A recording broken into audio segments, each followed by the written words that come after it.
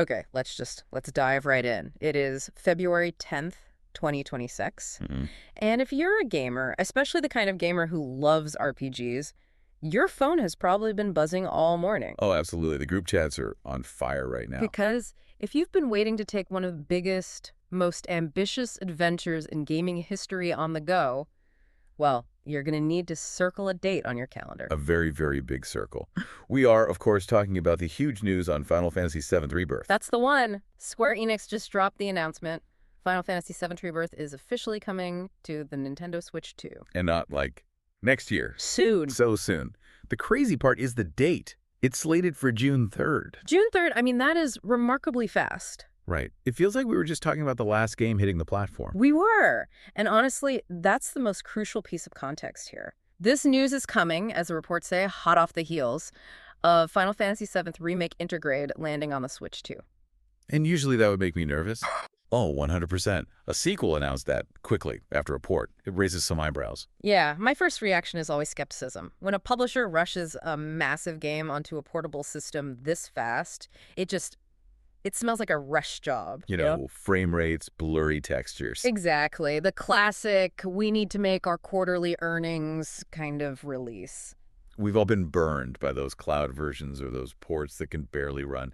But I think this situation is different. Okay. So today we're going to do a deep dive into why this announcement is actually a signal of real confidence, not a cash grab. We're digging into the official coverage, the release details, and what this all means. Because playing this on a giant TV is one thing. But playing a game of this scale on the bus is a whole different beast. We need to talk about how it runs, how the scope just explodes from the first game to this one, and of course, the mini-games. From open worlds to pianos. Our games, pianos, and a massive narrative pivot. Yeah, there's a lot to unpack. So let's start with the tech, because that's where the skepticism usually lives for me, and I bet for you listening too. You said this is hot off the heels of Remake Intergrade. Why is that giving you hope instead of anxiety? Well, just think about the usual cycle for these ports. We've seen it a dozen times. A huge AAA game gets announced for a portable system. And then silence. For years. Exactly. The announced and then forgotten cycle. But here, we have Intergrade, the first part of this whole trilogy, already out on the Switch 2. And the source material makes a very specific, very loud point about that release. I saw that. It said Intergrade is running extremely well. Extremely well. Yeah. We have to just pause on those two words for a second. In the world of tech analysis, that's not a throwaway phrase. No, you don't get to write that lightly. Usually you get, what, surprisingly playable. Or an ambitious attempt. Good for a handheld, extremely well, is a badge of honor. It suggests that the Switch 2 isn't even breaking a sweat. It implies headroom? It implies headroom. Exactly.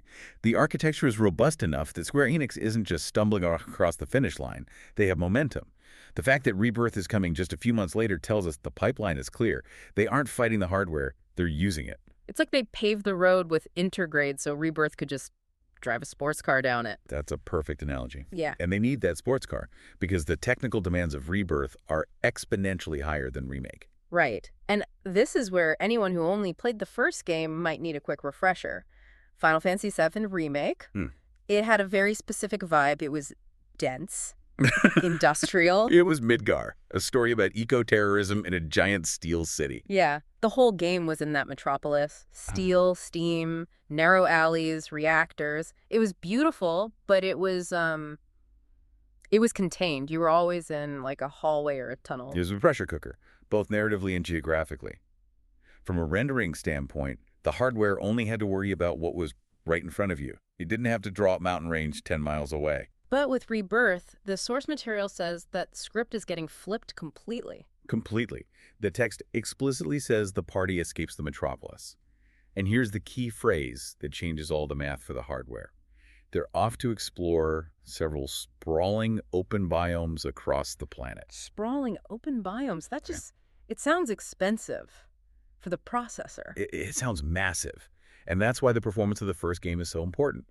Moving from a contained city to open biomes is a huge leap in draw distance, lighting, foliage, everything. It's funny, when I hear biomes, I don't just think a big field, I think diversity. Right. Grasslands, swamps, deserts, maybe mountains. It's not just leaving the city, it's entering an entire ecology. Precisely. And if you connect that to the feeling of the adventure, In Midgar, you're fighting a guerrilla war in a closet. In Rebirth, you're on a journey. The world is getting bigger for the characters, so it has to get bigger for the player. I love that. The map is a reflection of their state of mind. They're finally free. Well, sort of. Because even with all this open space, they aren't exactly on a vacation, are they? Not even close. This is where the story beats from our source get really interesting. You'd think open world means relaxing, but the motivation here is pure stress. Okay, let's look at the text. It says, the party is not only on the run from the forces of Shinra, but also in pursuit of the powerful Sephiroth. That's a classic pincer narrative. You've got a threat behind you, Shinra, and a goal ahead of you, Sephiroth. It's the ultimate road trip from hell. You're being hunted while you're hunting. And they are, as the source notes, in search of answers. And that phrase, in search of answers, I think it's doing a lot of heavy lifting there. What do you mean? Well, what answers are they even looking for? Cloud thinks he knows who Sephiroth is. He thinks he knows his own past. But we know Cloud is a complicated narrator, to put it mildly. Exactly. And the source confirms the vast majority of the game stars Cloud, Strife, and his friends, so that core group dynamic is there. But then it drops this fascinating little detail. The twist. I know exactly where you're going. Glimpses of the past. Yes. Specifically, it says the game has sequences starring Zack Fair. Zack Fair. Now, for anyone who hasn't played the prequel, Crisis Core, Zack is... He's a ghost, a pivotal figure in Cloud's history, who, for all intents and purposes, isn't supposed to be around. But normally that's just a flashback, right? A little movie clip. The source says sequences starring Zack Fair. That sounds like you play as him. It implies gameplay, agency, and it creates this amazing duality. You're moving forward across the planet with Cloud into the future, but then you're playing these sequences with Zack looking backward. So how do those two timelines interact? Why are we seeing the past right now? Well, if the characters are in search of answers, maybe some of those answers aren't ahead of them in the open biomes. Maybe they're behind them with Zack. Like an archaeological dig, you have to uncover the past to understand the present. And from a gameplay standpoint, it breaks up the rhythm beautifully. You get the open world wandering, and then these focused linear narrative beats. It keeps you on your toes. It sounds incredibly ambitious. But speaking of keeping us on our toes, let's talk about what we're actually doing in these biomes when we're not having memory-related crises. The source mentions myriad evolved gameplay elements. Myriad is such a great PR word. It is, but then it gets specific, and this is where my productivity is going to go to die. Mini-games. Ah, yes, the hallmark of a great Final Fantasy. The world is ending, but first, let's play some cards. First on the list, a card battler called Queen's Blood. And notice the wording. They don't just say it's in the game, they say it's well-liked. Well-liked. That's dangerous phrasing. That means it's actually good. That means I'm going to spend 40 hours in a tavern playing cards and 0 hours saving the planet. It's the Gwent problem all over again. But there's a design reason for it. In these big exploration-based open areas, you need downtime.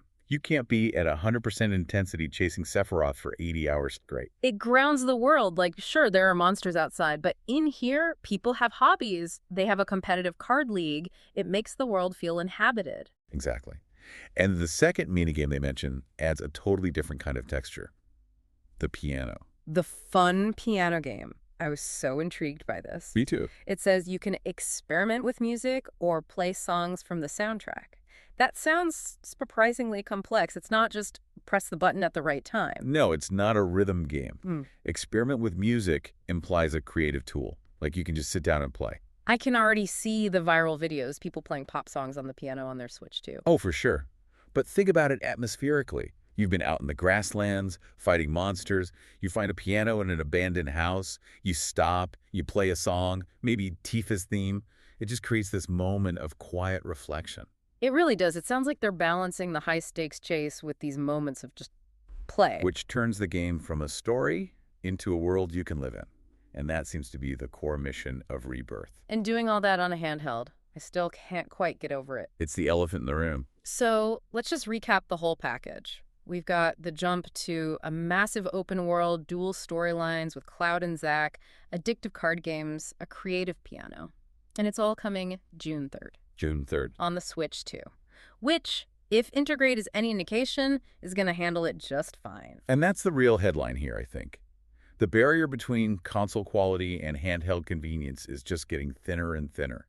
If this runs as well as the last one did, it changes how we think about portable RPGs. And for anyone listening who needs to know more, like right now, the source does mention there's a full review available and even a coverage hub all about the making of the game. Yeah, that making of content is always fascinating, seeing how they actually squeeze these huge ideas onto a tiny cartridge. Definitely. So, big picture, what's the takeaway here for our listener? I think the takeaway for me is confidence.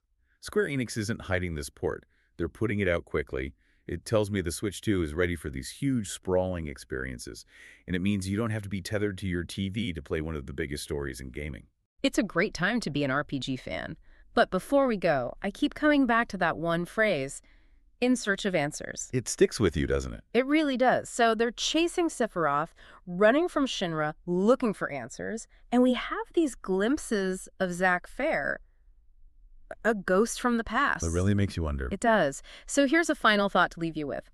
If the game is all about physically moving forward across the planet, but narratively, we keep looking backward at Zack, what kind of answers are actually waiting for Cloud?